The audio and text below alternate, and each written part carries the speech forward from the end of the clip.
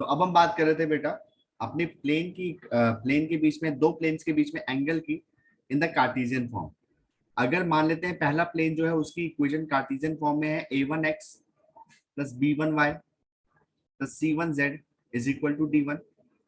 दूसरी इक्वेशन है बेटा a2x plus b2y plus c2z is equal to d2। तो इनके बीच में एंगल्स कैसे निकालेंगे? हमने जैसे बात बोले थे, angle between the two planes is the angle between the normal vector.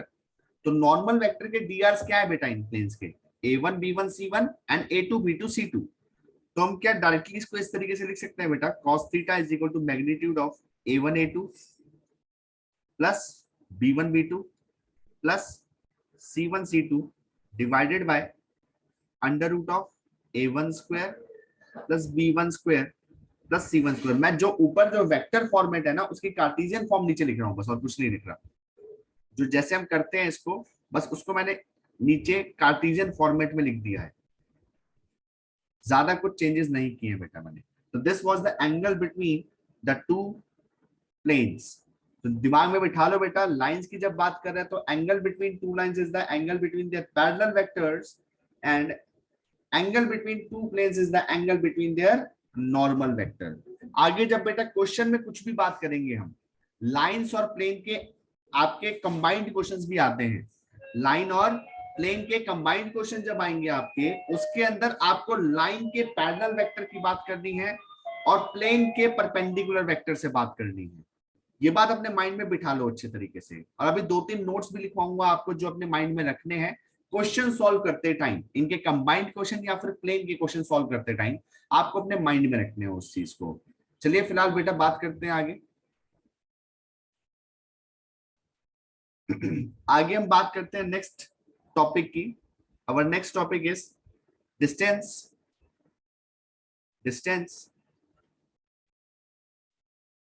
Of a point, distance of a point from a plane. एक प्लेन से एक पॉइंट का डिस्टेंस। ध्यान देना, ये जब तक वो पॉइंट के डिस्टेंस की बात कुछ और नहीं कहता तब तक हम परपेंडिकुलर डिस्टेंस लेके चलते हैं। क्या डिस्टेंस लेते हैं बेटा? Perpendicular distance. मान लेते हैं जिस पॉइंट का डिस्टेंस निकालना है वो पॉइंट है ए, x1 y1 z1, x1 y1 z1। और सिंस इट इज परपेंडिकुलर, अगर वो परपेंडिकुलर है तो मैं उसको n वेक्टर कह सकता हूं। ठीक है, इस तरीके से इस पॉइंट का डिस्टेंस, परपेंडिकुलर डिस्टेंस निकालना है। ए पॉइंट मेरा है x1 y1 z1 and it is n vector. ठीक है बेटा। इस प्लेन की इक्वेशन क्या होगी बेटा? r vector dot n vector is equal to d। इसको n वेक्टर ना बोलकर, मतलब जो n वेक्टर आपका जो प्लेन में दे रखा होगा उसको हम यूज करेंगे यहाँ पे, यूज करेंगे। अब ध्यान दो बेटा, इसका जो पोजीशन वेक्टर होगा, एक ए जो पॉइंट है मेरा, उसका पोजीशन वेक्टर क्या होगा? ए वेक्टर ले लें इसको, पोजीशन वेक्टर को हम ए वेक्टर ले लेते हैं, स्मॉल ए वेक्टर। तो जो यहाँ पे डिस्टेंस होगा, डिस्टेंस इज गिवन बाय, ध्यान देना बेटा, this is equal to a vector dot n vector. A vector जो आपका पोजीशन वेक्टर है इसका, ए वेक्टर का, minus d upon magnitude of n vector, upon magnitude of n vector. ये आपका हो जाएगा, that is the distance of a point from a plane. Distance of a point from a plane आपका आ जाएगा। अगर आपसे वो perpendicular distance from the origin पूछ लेता है, अगर वो आपसे एक प्लेन का perpendicular distance from the origin पूछ लेता है, क्वेश्चन क्या पूछता है? डिस्टेंस, परपेंडिकुलर डिस्टेंस, क्वेश्चन पूछ सकता है आपका बेटा, परपेंडिकुलर डिस्टेंस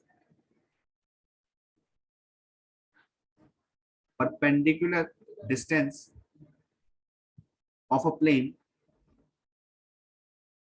from origin। तो ये भी सेम ही बात है बेटा कि एक पॉइंट का एक प्लेन से डिस्टेंस निकालने के लिए बोल रहा है। तो यहां पर ध्यान दो, ए जो ये ए वेक्टर है वो क्या है? It is the position vector for the point. तो वो तो जीरो हो जाएगा।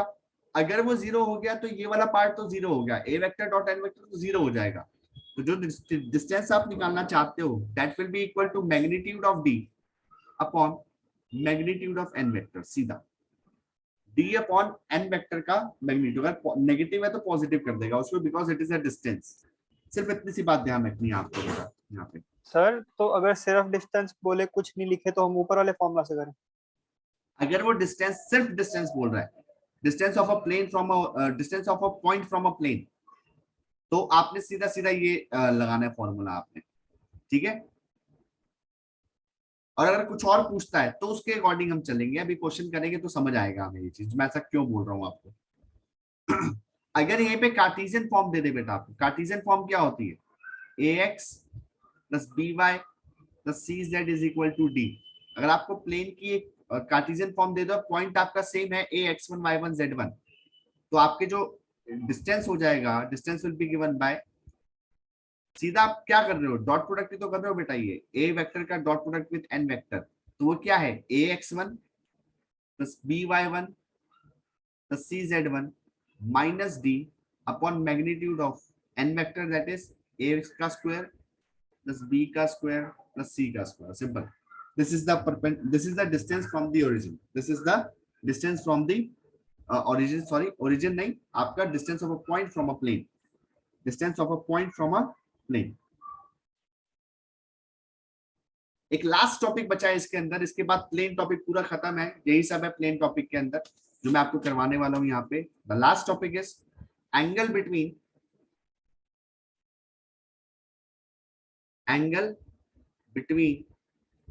अ लाइन एंड अ प्लेन।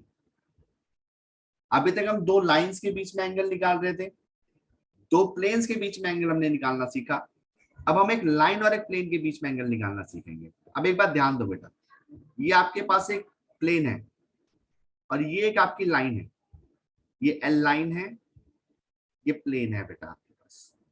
अब इनके बीच में मैं देखूं तो ये एंगल होगा आपका, this is the angle between the line and a plane. But इसको मैं डायरेक्टली नहीं निकाल सकता, क्यों, क्योंकि हमने जो लाइन एंगल निकालना सीखा है तो वेक्टर्स के बीच में निकालना सीखा है, बहुत ध्यान से समझना है बेटा। हमने जो एंगल सीखा है ना वो तो वेक्टर्स के बीच में निकालना सीखा है। तो लाइन के पास होता है पैरेलल वेक्टर, जो मैं कह सकता हूं वो लाइन को रिप्रेजेंट कर रहा है, क्योंकि पैरेलल वेक्टर को तो मूवमेंट दे सकता हूं मैं ऊपर नीचे। लेकिन लेकिन बेटा जो हमारा जो प्लेन है, इसके एक परपेंडिकुलर वेक्टर होगा, नॉर्मल वेक्टर कुछ इस तरीके से, ये एन वेक्टर है नॉर्मल वेक्टर आपके प्लेन के। मान लेते हैं लाइन के साथ, ये जो लाइन के साथ ये एंगल बना, लाइन के ऊपर एक वेक्टर होगा जो जिसको हम parallel vector of the line बोलेंगे, वो मान लेते हैं जो नॉर्मल वेक्टर और ये लाइन है, ये थीटा एंगल बना रहे हैं अपने बीच में। ये क्या बना रहे हैं बेटा, थीटा एंगल। अब लाइन की इक्वेशन कैसे होती है बेटा, लाइन की इक्वेशन होती है a vector plus lambda times b vector, a vector plus lambda times b vector line की इक्वेशन होती है आपकी ये। जहां पर ये जो बी वेक्टर होता है, ये बी वेक्टर होता है बेटा इसके पैरेलल वेक्टर। सेम तरीके से अगर मैं प्लेन की बात करूं तो r vector dot n vector is equal to d, ये प्लेन की इक्वेशन होती है बेटा, जहां पर एन वेक्टर इसके जो नॉर्मल वेक्टर है वो होता है। तो क्या मैं डायरेक्टली कह सकता हूं बेटा, कॉस थीटा, ध्यान देना, cos theta is equal to, अभी जो एंगल है इनके बीच में एन वेक्टर और लाइन के जो पैरेलल वेक्टर है उसके बीच में जो एंगल निकल के थीटा आ रहा है, दैट विल बी, साफ सीधे बेटा लिख सकते हैं इस चीज को हम, b vector dot n vector divided by magnitude of b vector into magnitude of n vector का होल मैग्नीट्यूड। ये आपकी एंगल हो जाएगा between parallel vector of a line and the normal vector of the plane. लेकिन बात ध्यान में हमें ये एंगल नहीं निकालना था, हमें एंगल निकालना था ये वाला। अब ये एंगल क्या है, ये एंगल है 90 माइनस थीटा, ये एंगल क्या है बेटा 90 माइनस, मैं इसको 5 बोल देता हूं, 90 माइनस थीटा एंगल है ये 5 एंगल है। तो मैं इसको कैसे निकालूंगा, अब मुझे एंगल चाहिए 90 माइनस थीटा, तो क्या मैं कह सकता हूं कि cos theta is equal to sine 90 minus theta होता है क्या बेटा, तो cos थीटा को मैंने साइन 90 माइनस थीटा लिख दिया, that is b vector dot n vector upon magnitude of b vector into magnitude of n vector. तो मतलब जो 90 माइनस थीटा जो फाई एंगल है आपका sine phi is equal to क्या आ जाएगा आपके पास, b vector dot n vector upon magnitude of n vector into magnitude of b vector, का होल मैग्नीट्यूड। मतलब अभी तक जितने भी एंगल्स निकालते आए हो उसमें cos थीटा आता था, जहां पे theta is equal to cos inverse करके आपकी वैल्यू आती थी। लेकिन जब लाइन और प्लेन के बीच में एंगल निकालोगे ना बेटा, तो वो cos इनवर्स करके नहीं आएगा, वो साइन इनवर्स करके आएगा, लेकिन निकलेगा एंगल उन्हीं वेक्टर्स के बीच में। ध्यान देना, वेक्टर्स के बीच में ही एंगल निकलेगा। बस ये वहां पे cos इनवर्स हुआ करता था, यहां पर आ जाएगा बेटा साइन इनवर्स। आई होप बेटा मैं आपको अच्छे तरीके से क्लियर कर पाया हूं उस पार्ट को कि कैसे एक लाइन और प्लेन के बीच में एंगल निकाला जाता है। सबको क्लियर है बेटा? सर। आई होप बहुत अच्छे सर से क्लियर हो गया होगा। हाँ जी बेटा। सर डिनोमिनेटर में तो मल्टीप्लाई करना है, तो फर्क पड़ता है आगे पीछे करने से? कोई फर्क नहीं पड़ेगा बेटा उससे, क्योंकि वो एक कांस्टेंट वैल्यूज है। ओके। इनफैक्ट डॉट प्रोडक्ट में भी आप इधर उधर कर दोगे उससे कोई फर्क नहीं पड़ेगा, because dot product is commutative. आप यहाँ पे n vector dot b vector लिख दो, कोई दिक्कत नहीं है, बात सेम है।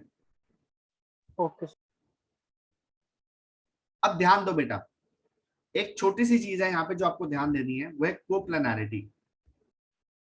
कोप्लानैरिटी ऑफ टू लाइंस। कोप्लानैरिटी का मतलब क्या होता है बेटा, कि एक ही प्लेन में लाई करती हुई लाइंस है, एक ही प्लेन में लाई करती हुई लाइंस है आपकी। मुझे प्रूव करना है कि अगर दो लाइंस एक ही प्लेन में लाई कर रही हैं, दो लाइंस एक ही प्लेन में लाई कर रही हैं, वो कैसे करेंगे? अच्छा एक बात बताओ, अगर वो दो लाइंस एक ही प्लेन में लाई कर रही हैं, तो उसके पास दो ही ऑप्शन है, या तो वो पैरेलल होंगी या तो वो इंटरसेक्टिंग होंगी।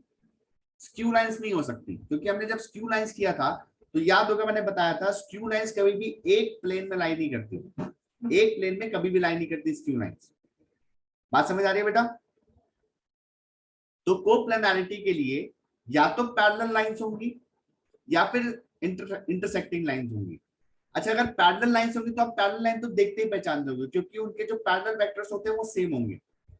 लेकिन जो दो लाइंस कोप्लानर हैं और पैरेलल भी नहीं है, तो पक्की बात है इंटरसेक्टिंग होंगी। पक्की बात है बेटा क्या होंगी? वो इंटरसेक्टिंग लाइंस होंगी। तो मतलब दो लाइंस अगर आपको गिवन है, r vector is equal to a one vector plus lambda times b one vector, और दूसरा है बेटा r vector is equal to a two vector plus mu times b two vector.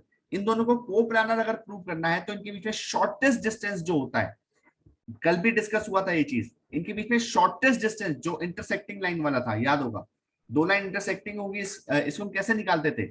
उनके बीच का शॉर्टेस्ट डिस्टेंस हम zero रख देंगे, तो मतलब A two vector minus A one vector का dot product with B one vector cross B two vector, this is equal to zero.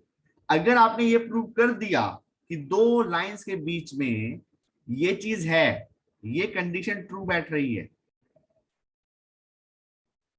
So the lines are coplanar. Lines क्या हो जाएंगी बेटा? कोप्लानर हो जाएंगी। लाइंस क्या होंगे बेटा? कोप्लानर।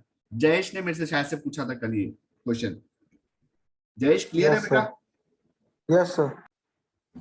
तो ये चीज ध्यान देनी है। और अगर इसको वेक्टर वेक्टर फॉर्म है, अगर इसकी आप कार्टेशियन फॉर्म देखोगे तो कार्टेशियन फॉर्म में क्या होता है, मैंने आपको बताया है बेटा, अभी भी डिस्कस किया था। जो डिटर्मिनेंट आएगा आपके पास, क्योंकि यहाँ पे क्रॉस प्रोडक्ट यूज हो रहा है बेटा, तो हम क्या करेंगे यहाँ पे, सबसे पहले आई जे के को कौन रिप्लेस कर देगा बेटा? इसके coefficient a two minus A one. A two minus A one के कोफिशिएंट क्या होंगे बेटा? X two minus x one, y two minus y one, इसको थोड़ा सा बड़ा कर लेता हूँ बेटा, z two minus z one. ये a two minus A one के कोफिशिएंट आ जाएंगे।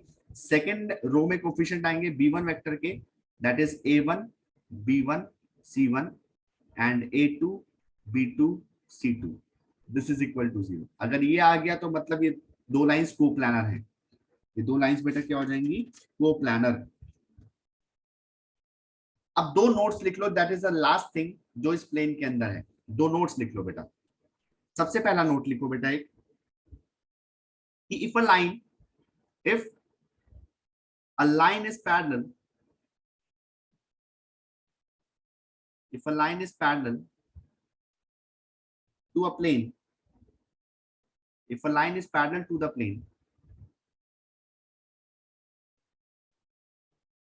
then the normal vector to the plane, then the normal vector to the plane is perpendicular to the line, is perpendicular to the line. बात अच्छे से समझ आ गई होगी बेटा. एक प्लेन है ये, एक लाइन है ये जा रही है आपकी इस तरीके से. अगर ये लाइन इसके पैरेलल है किसी प्लेन के, तो लाइन के जो परपेंडिकुलर वेक्टर होगा इस तरीके से, वो क्या करेगा, वो लाइन के भी परपेंडिकुलर होगा.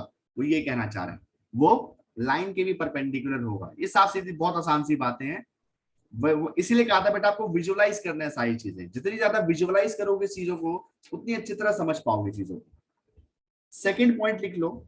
If a line is perpendicular, if a line is perpendicular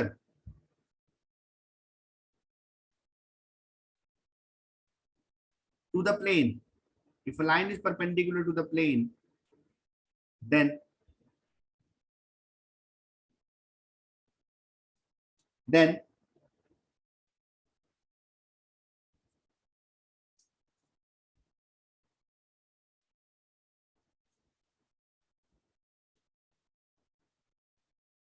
the parallel vector to the line, the parallel vector, या फिर यहां पे ऐसे लिख लो, then the normal vector, then the normal vector to the plane is parallel to the line, is parallel to the line. अच्छा, इन दोनों को मैंने क्यों लिखवाया आपको ध्यान दो. अगर एक प्लेन एक लाइन के परपेंडिकुलर है, ये प्लेन है, ये लाइन है, सीधी जा रही है एक लाइन, परपेंडिकुलर है, तो इसका नॉर्मल वेक्टर हमने बात करी कि नॉर्मल वेक्टर कुछ इस तरीके से परपेंडिकुलर हो जाएगा लाइन के भी, लाइन के भी परपेंडिकुलर हो जाएगा. लाइन की परपेंडिकुलर इसका मतलब क्या है, वो लाइन के परपेंडिकुलर इसका मतलब क्या है, इसके पैरेलल वेक्टर के भी परपेंडिकुलर है. अगर ये पैरेलल वेक्टर के परपेंडिकुलर, तो जो parallel vector of the line है और जो normal vector of the plane है, इनका डॉट प्रोडक्ट जीरो होगा, इनका डॉट प्रोडक्ट जीरो होगा. और सेम तरीके से अगर मैं बात करूं यहाँ पे, अगर एक लाइन पैरेलल है, एक लाइन अगर परपेंडिकुलर है प्लेन के परपेंडिकुलर है, तो इसका जो नॉर्मल वेक्टर इस तरीके से होगा, वो लाइन के परपेंडिकुलर होगा. अगर लाइन के परपेंडिकुलर है तो लाइन के पैरेलल वेक्टर के भी पैरेलल होगा, सॉरी पैरेलल होगा, लाइन के पैरेलल होगा और लाइन के पैरेलल वेक्टर के भी पैरेलल होगा. और अगर दो वेक्टर्स पैरेलल होते हैं तो उनके डीआर्स प्रोपोर्शनल होते हैं. उनके डीआर्स क्या होते हैं बेटा, प्रोपोर्शनल. तो पहले की जो बात कह रहा है, इससे ये कहेगा a1 into a2 plus b1 into b2 plus c1 into c2 is equal to 0 आएगा यहाँ पे. और सेकंड वाले का मैं यहाँ पे नीचे लिख दे रहा हूँ बेटा, थोड़ी सी जगह नहीं है यहाँ पे, मैं यहाँ लिख देता हूँ इसको. तो यहाँ पे ये कहना चाह रहा है a1 upon a2 is equal to b1 upon b2 is equal to c1 upon c2. ये सेकंड लाइन, सेकंड नोट कहना चाह रही है आपको. आई होप बेटा सबको अच्छे से क्लियर है, सारी बातें अच्छे से क्लियर हो रही है बेटा. बच्चों जवाब दो. Yes sir. क्लियर है सबको, सब बच्चों को. ओके बेटा.